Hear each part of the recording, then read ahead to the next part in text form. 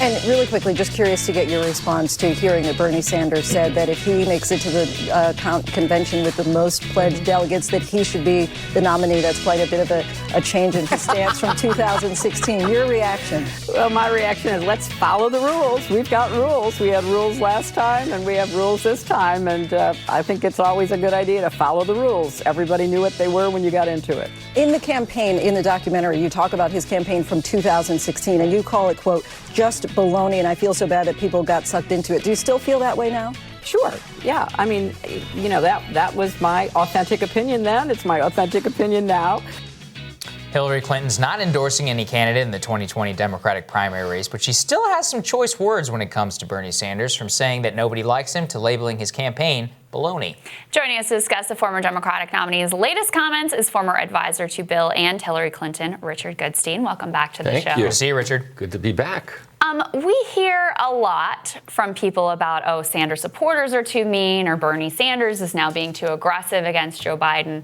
Why is it okay for Hillary Clinton to say mean and nasty personal things about Bernie Sanders?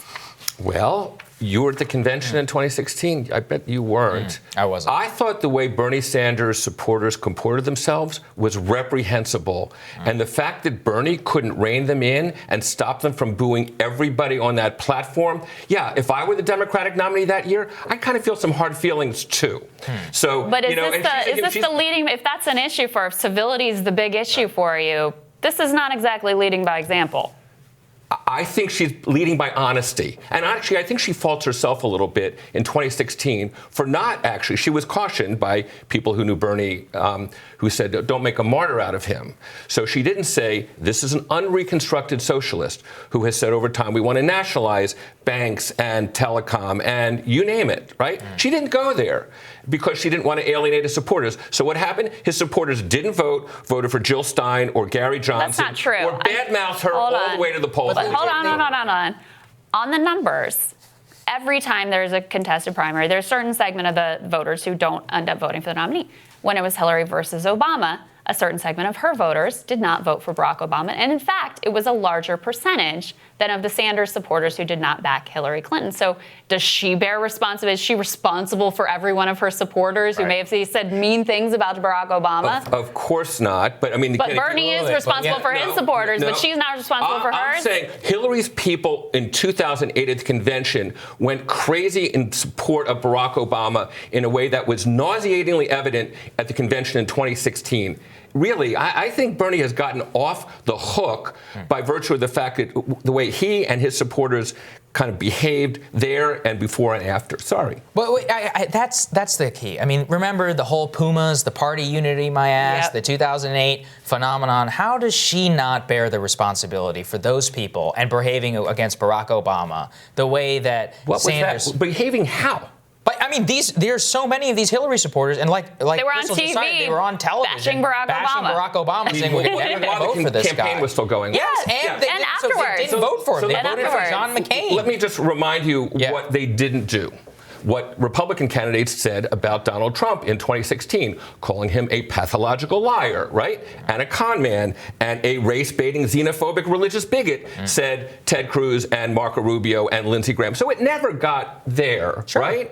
So are those people just as horrible as these Hillary people that you're talking about? Well, I don't quite understand. If they had movements who didn't vote for Trump and Trump had lost, then they would say they were absolutely responsible. But I think what it comes down to, Richard, is what you have said, or I mean, and the last time you were here as well, is that Hillary is very much of the right to blame her loss. She blames Sanders significantly for a major portion of that loss. Do you still continue to hold that? So I think if you had to rank order the reasons that Hillary lost, again, putting aside the fact that she got, 3 million more votes, got 2.2% more than Donald Trump. This notion that, when Trump says, the voters elected me to do X, no. Okay, fine, we got it. We know. She's not in the White House. Okay, she's not in the White House. Yeah.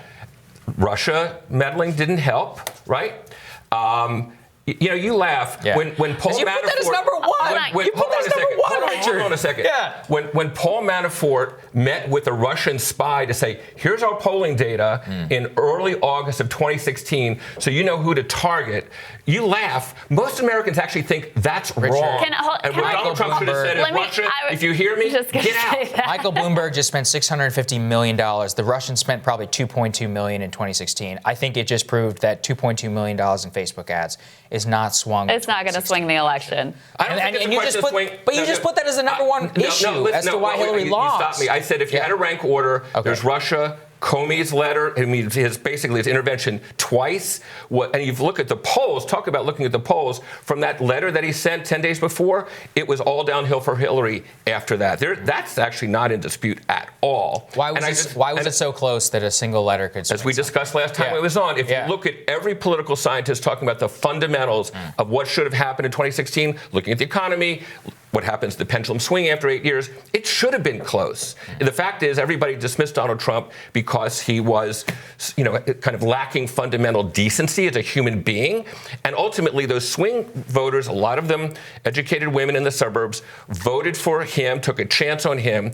They abandoned the Republican Party in droves in 2018. And I would say what we saw on Super Tuesday is they're going even further, as far away from Donald Trump as they can. Well, Richard, here's what I hear from you, and this is why this argument really bothers me. Voters get to vote for who they want. Of course. It's on the leaders, on the politicians, to make a case that is compelling to them. Right. Hillary Clinton did not make a case to many young people, many working class people of color that made it worthwhile for them to come out to the polls and vote.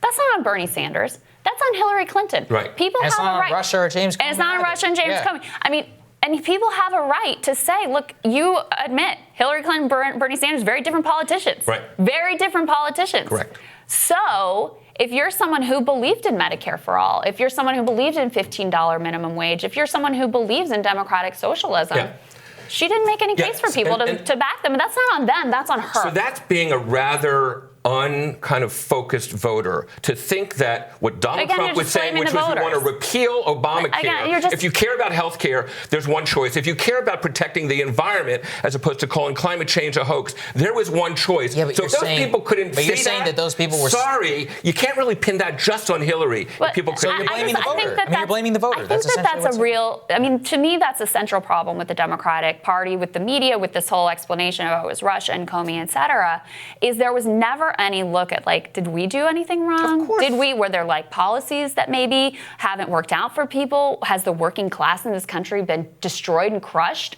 under the neoliberals who ran it, like Hillary Clinton and Bill Clinton before her, and Barack Obama, for that matter? There was never any of that. It was always just, oh, the voters are sexist. Oh, the voters are racist. Oh, they're stupid. They're uneducated. They didn't understand. They voted against their self-interest, et cetera, et cetera. Doesn't that let you off the hook?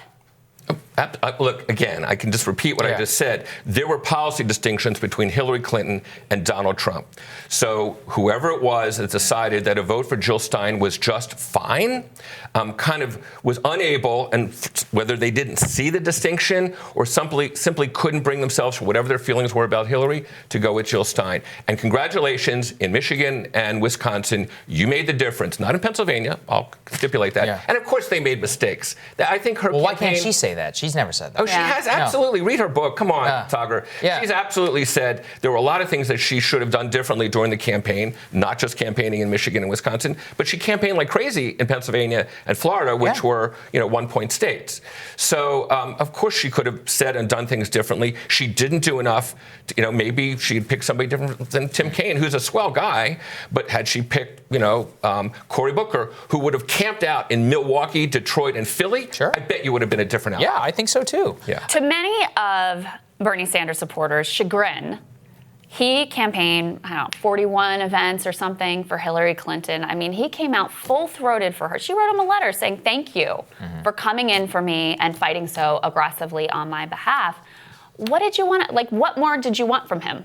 How many events did he need to do? Was it 50? Was it 100? Did he need to travel every state? What more did you want? Because he did far more for her than she did for Barack Obama in 2008. Yeah, I think she went everywhere for Barack Obama that the Barack Obama campaign asked her to go. She didn't decline one Did Bernie invitation. decline any of these invitations? What he declined to do was rein his people in at the convention and otherwise when he could have. He badmouthed her till the bitter end about Wall Street and speeches when he knew he was a loser. Okay, that was shameful. No, this is a campaign. But that was You're allowed real. to campaign. Of course you're allowed to campaign. Donald Trump hit her on the same things, Yeah, Richard. and in fact, it And didn't it do became a big Democratic. problem. It did not do Democratic primary voters. He didn't get it from. He doesn't need Bernie to bring it up. No, Right. I would it's like disagree with you. Burisma. You don't need somebody to point it out for you. I find what the Trump people are saying now, which is, oh, this is rigged, Bernie, stay with it, aren't the Bernie people a little embarrassed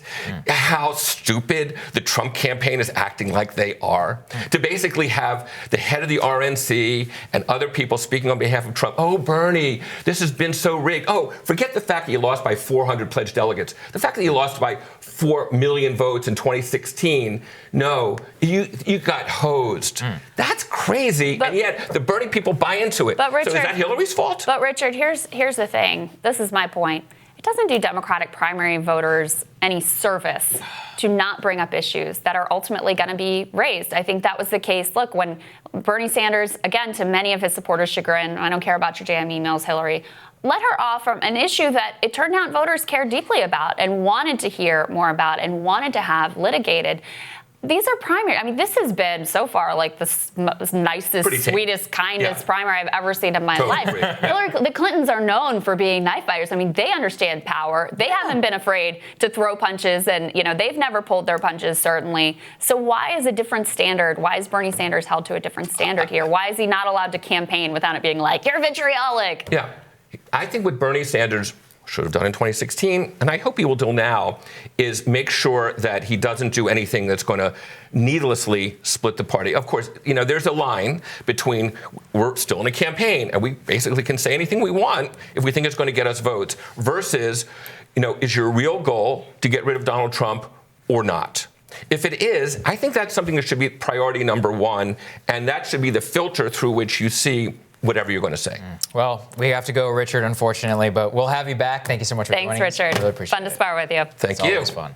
Next on Rising, our next guest recently wrote a piece called Democratic Women. Can any of you white guys beat Trump? She's going to answer that question next.